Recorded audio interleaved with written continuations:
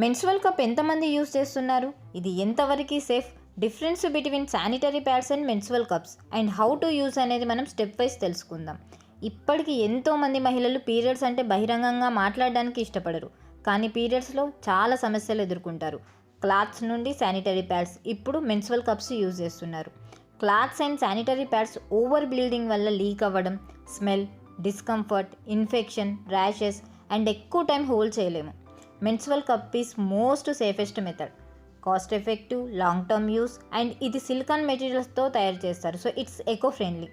Before use 4 to 5 minutes boil చేసి use చేయాలి.